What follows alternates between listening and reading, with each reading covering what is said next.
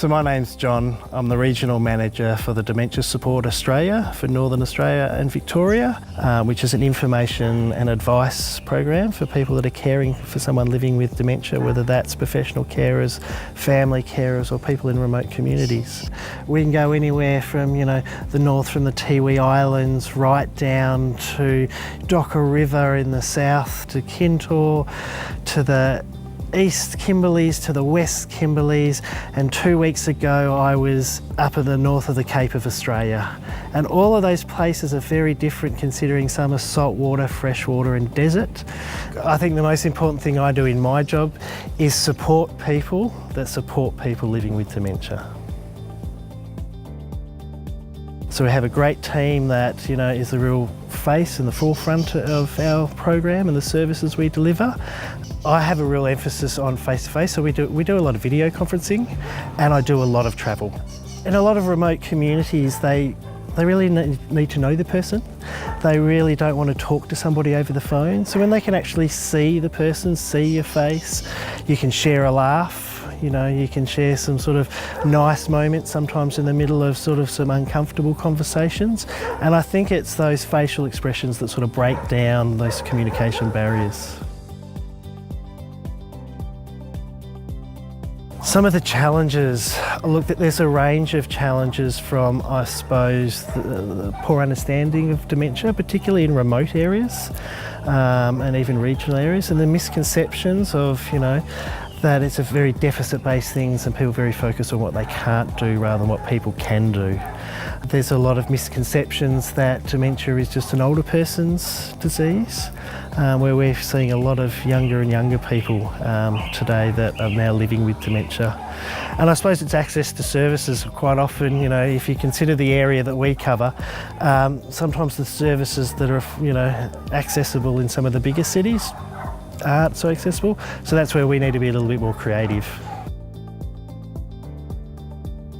Straight after high school, I went and did my hospital-based nursing training at Caulfield Hospital, which was an aged care-based hospital, and then sort of progressed onto mental health before coming back probably 10 years ago to, get back into the aged care sector.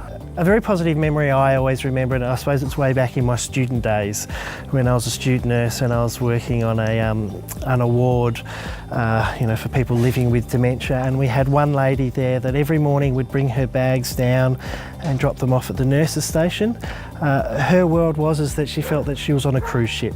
She had her cabin, she could look out the windows but necessarily couldn't go outside, and had a dining room and activities area. So every morning she'd bring her bags down and ask the porter, could she be ready to dock, and we would direct her to, we're serving breakfast, this afternoon. And then each afternoon one of the staff would take her bags back up to her room and show her her new cabin where she would be spending the next few days on this cruise. She was having a cruise of her life and was happy every day, and that really highlighted to me that people with dementia really can have wonderful, enjoyable experiences. It's a part of going on people's journey wherever they are, and that's an attribute that we need to have, particularly in this part of the sector, is we need to be living where that person's living, not necessarily where they actually are. I have a couple of friends that work in the sector, and I suppose that they've become friends from working within the sector. So from carers, from enrolled nurses, registered nurses. I've had a very good friend that was a cook at an aged care facility and really enjoyed that. And when I was a student, the first thing I always got taught was become friends with the cook, because they know everything that's going on and they'll give you your lunch.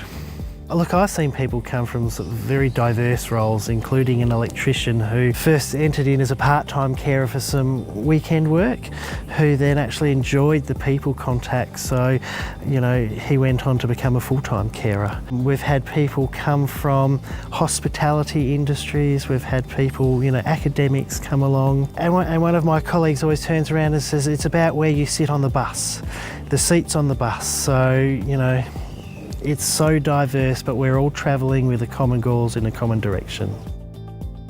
It's interesting, sometimes I think you just really need to really care and understand people. Sometimes there's things that you can't be taught, sometimes it is really the personality. lateral thinking and an open heart. We always talk about a good listener listens not only with their eyes and their ears, but I think a good listener really listens with their heart.